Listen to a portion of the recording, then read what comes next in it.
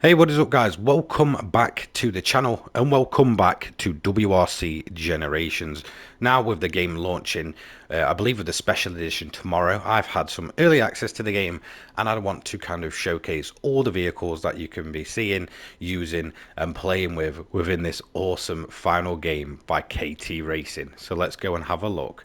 So we're going to head into the showroom, get through a little bit of a loading screen, obviously, and then we are going to look at the first bunch of cars. So if we go into select car, go onto WRC, and you'll see that we have three different vehicles. In this, we have the WRC Toyota. This is the Rally 1 Hybrid. Now, in terms of this car, not much actually changes from driver to driver. It is literally just purely, sometimes there's a flag, sometimes there's not. So, like, if I go into Evans, obviously it'll just have the different flags, different numbers and such, so there's not much to really show you there. Awesome looking machine, as you can see. I absolutely love Toyota in terms of their WRC design, and for me this is one of the more aggressive looking cars of the bunch. However, it's not the only one that I massively like. Let's look at the Ford Puma rally car. Now, there's a few different types. These, some are Red Bull sponsors and some have a different type of sponsor. So if we look closely at this car, you can see this is one of the Red Bull ones, and to be honest, as much as I like the Toyota, this is probably the one that caught me by surprise. Obviously, being based off a Ford Puma, I didn't really think much of this car originally, until I actually saw it properly unveiled in its full kind of kit and full look. And you know what? Over time, I've just it's massively grown on me, and I've been liking the look of it more and more. In all honesty, for a car that's based off of, in my opinion, quite a dull-looking car, they've really done well with this one. But like I said, it does have a few different versions. So if we go into Gus Greensmith, you'll see his has no Red Bull sponsored livery on it. It actually has the MSRT on the side of this car. Again, the same car, you know, it still looks the same, just obviously minus the Red Bull. However, there is another one. If we go over here, as you can see, this one is going to be completely different. Now, this is a really interesting one. It looks absolutely awesome, much more basic and less professional looking, but it is essentially a privateer one. So it really does stand out in terms of actually using it. Obviously, most of Rally 1 cars are like proper team ones, and they all look very, you know, similar and along the same lines. But as you can see, yeah, really awesome. Loving the look of this one. Definitely may get some gameplay with that. Then obviously we have the Hyundai i20N rally car. I absolutely love the look of this one as well. I really feel like the Rally 1 cars do look ultra aggressive and almost like a throwback to like the Group B era in terms of like the wacky era and just all the intakes and such. And the sound of these things in person is awesome. So here's the Hyundai. As you can see, this is Tanak's car. Yeah, looking absolutely awesome. Love the rear end of this thing, especially coupled with that huge rear wing. Yeah, I think it looks absolutely awesome. Aggressive, nice front end as well. I believe these ones don't really change too much from driver to driver. As you can see, that one's pretty much the same. That one again, just not really changing too much. I haven't really, to be honest, looked too much into these. It is a shame that they didn't do a monster sponsored one. For obviously Solberg, most of the time you do see him driving monster cars, so it would have been really awesome to see that. So let's head into Rally 2 next. We have Citroen, so this is a Citroen C3 Rally 2 car. Obviously these have a bunch of different liveries. There's not really too much to show you. Most of the, obviously I believe this was a car that was previously in WRC 10 and obviously previous games as well. So as you can see, I mean, there's not really much to say here. Nice looking car. Obviously a few different kind of liveries and designs, which is expected with the categories that are kind of down from obviously the main WRC. Personally, I absolutely love this red one. I have, you know, gone along and used this for some reason. I just absolutely love Citroens in bright red. I feel like it, yeah, massively stands out to them. So as you can see, yeah, Citroen C3 looking absolutely awesome. If we go into Skoda now, we'll go into Tok Sport first. Obviously, the typical Tok Sport looking livery, really does look nice on a Skoda, proper Skoda colours as well. Again, this is one that's going to kind of sort of change around another Tok Sport one there. obviously with the different flag on for their driver. Then we go into another Talk Sport one, and this will be the same. As you can see, this one's got the Finnish flag on. Really feel like them colours really complement each other. I feel like that's the best looking of the bunch. Obviously the Norwegian and I believe Bolivian flag as well on the others. Not quite popping as much as those. Then obviously if we go into this one, you're going to see this one's nice and white. Again, still got the same kind of theme as before. Still got the flag, but without the green. So yeah, again, not too much to show you. Obviously it will change. Then we've got the Lotus one, the fuels and motor oils one. Absolutely love the chrome of that. Really pops out. Some of these I haven't actually seen yet. Most of them I have. And then if we just keep going, there's plenty of Skoda Fabias to get through. This one, pretty, you know, uninspired. Not going to really do too much in terms of looks. But again, nice, clean looking rally livery. And then if we keep going, we've still got some more. We've got Chris Ingram over here with the Car Finance 24/7 livery. Again, this is one that obviously I do follow him and on Twitter, so I see this one all the time, and I still think it looks absolutely awesome. Then if we go ahead and we'll go and keep looking down the order, a few more to go. As you can see, tons of WRC2 cars this year. Another green one. Yeah, not too great, that one in my opinion. Bit of a weak livery if you honestly ask me my opinion. And then obviously we'll have, I believe, two more. Yeah, is that right? Yeah, as you can see, awesome. This one, it really does kind of give me Monster Energy vibes, which is obviously what's sponsoring it. So massive standout car. Really love the look of these. They just remind me of those Jim Carner Ford Fiestas that Ken Bullock used to run back in the day, if you do remember them. And then obviously we have the last one here of Armin, and again, nice clean livery. Nothing kind of too special or over sponsored or anything like that, but you know, nice and clean. So let's go and look at the Ford Fiesta Rally 2 cars. Not too many of these. Obviously the Ford Fiesta getting discontinued by Ford, which is absolutely gutting because I love it as a rally platform. I feel like it's one of the most iconic rally cars in recent years. Obviously this is the Rally 2 version. Obviously they're not running the Fiesta in the top tier anymore. That obviously got kind of phased out by the Ford Puma, which I was kind of, you know, worried about at first. But like I said, the Puma's massively grown on me. So nice little clean livery for that one. And then if we go into the other M Sport one, this one nice and blue. Absolutely love the look of this for some reason. I don't know what it is. It really just pops out and looks absolutely stunning. And then if we go into the last one here, the Yakko ACCR team. Again, not a bad livery. Nothing really special. Bit kind of in your face and or just all over the place with the colours.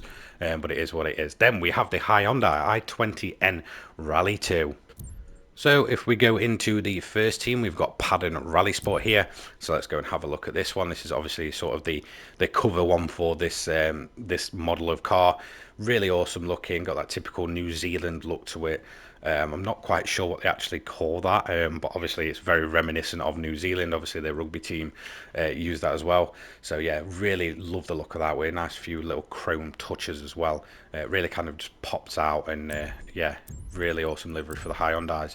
Then we've got Joshua McErlin. If we go and have a look at his, as you can see, more reminiscent of the typical Hyundai looks, just with a few different colours.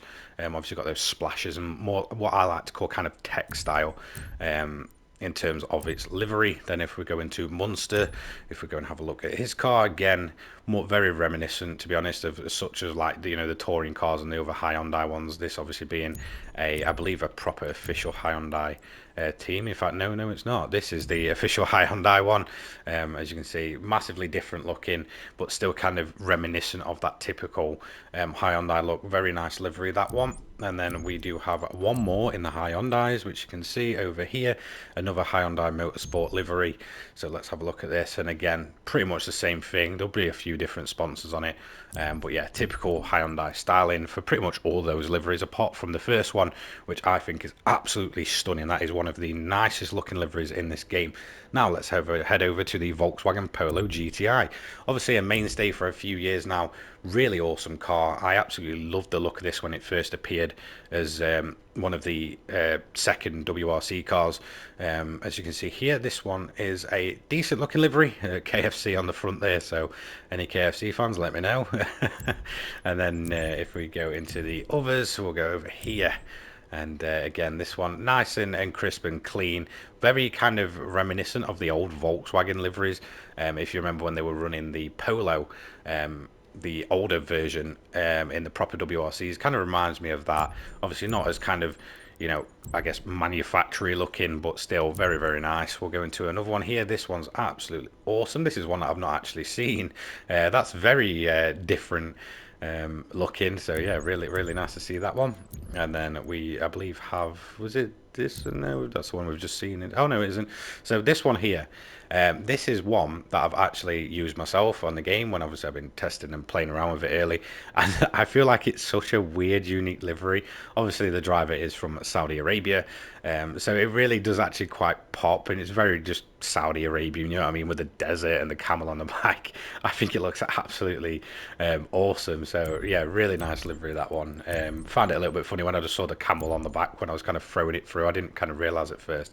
And then the final WRC2 livery, nice yellow, very popping in your face. I always love a good rally livery that's in your face. So that's all WRC2 done. Now let's go into the junior, so the WRC3 category. These are all the same car. So these are the Ford Fiestas. Again, like I said, it'll be phased out. So I'm not sure what the juniors will run within the next couple of years. They'll probably run, yeah, they'll be running this next year. Then come 2024, I'm not sure what they'll do. I believe they used to run Citroens at one point a few years back. So possibly maybe Citroen will come and do something, or maybe Ford will find a way to make the quite bulky looking Puma into a more kind of toned down rally car. But I'm not quite sure yet. I don't really feel like Ford's got the platform for it. So as you can see, this is the junior WRC. Sorry, I'm going on a bit there with that one. That's one of them. Here's the second one. Absolutely love this livery, by the way. Armstrong's livery, really nice looking. Then we have the third one here in the category. This one a bit more basic. Obviously Kenyan drivers. Definitely not as sponsor heavy. A few little like blotches of sort of, you know, M Sport and stuff all over the car. That is another one that I've not actually seen. So if we go into this one is again fairly similar to the last one, just a bit more kind of color on it. Another one again that I've not really seen. I've only ever seen a handful of the junior ones. That's mainly from when I've started my career. As you can see, this one here again fairly simple and along the same lines. Not really kind of too in your face, you know, bit blotches of color and such. So nothing really special there. Is this the one we've just covered? Yes, I believe so. So let's go into the final one. This is my actual livery for this season in terms of my WRC career playthrough. So you'll probably see this one a bit, especially early in the episodes and such. So as you can see, it's a got the .pl livery on it. Two Finnish drivers. I absolutely really like this livery, and I was just drawn to it.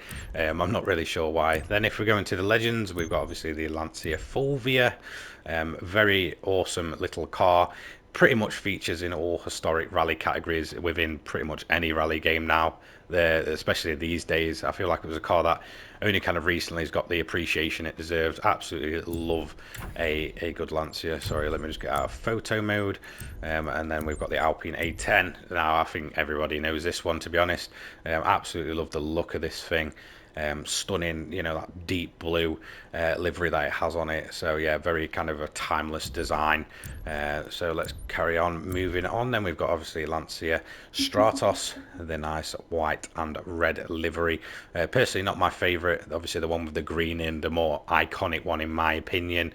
But yeah, it's always awesome to see a Lancia Stratos within the game. Then we've got the Escort. Now this is a car, in all honesty, if you've ever seen one of these in person, they're really awesome machines. Even to this day, they're insanely popular. You know, I don't know about in other countries, but I know in my country of the UK, in terms of running stage rallies, these things are massively used even still.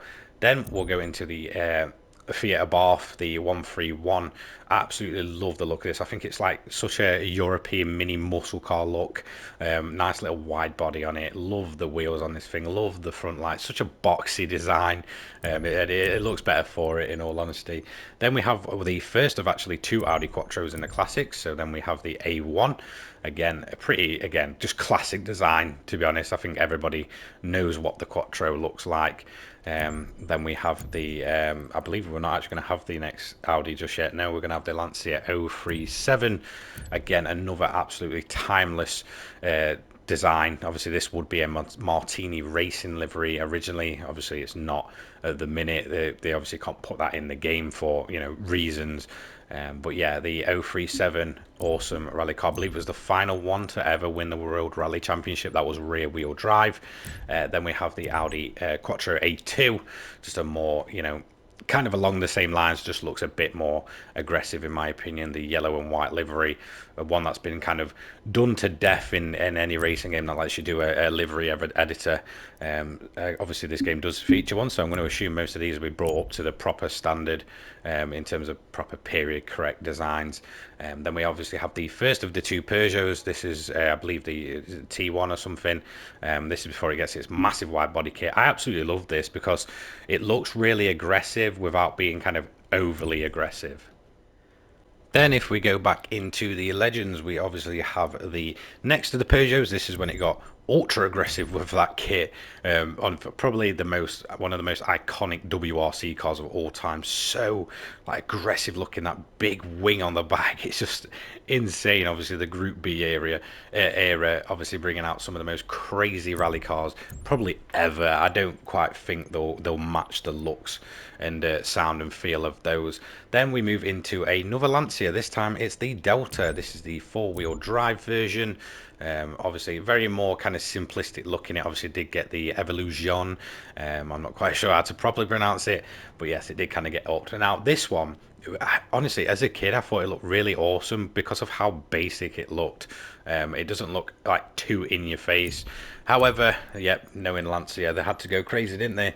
Obviously, we got this, the really aggressive looking Evolution, really bulky beast of a car. Obviously, very, very successful in terms of its rallying career. Obviously, they can't quite get the proper Martini livery on it, but I'm sure people will go ahead and make them. Obviously, now we can share liveries and such. Then we have the Toyota Celica. Now, there's actually three of these, so I'm not even sure which one's which. I don't know if it'll change too much. But obviously, we have this car. Personally, it's not my favourite of the Celicas. I think it's quite a bit of a annoying looker. I much prefer the more up-to-date version. I think it was like 95 when they bought that one in. I'm not actually quite sure if that's going to be in there when we look at the drivers, because do you know what, it's one of the cars that I haven't quite tested out.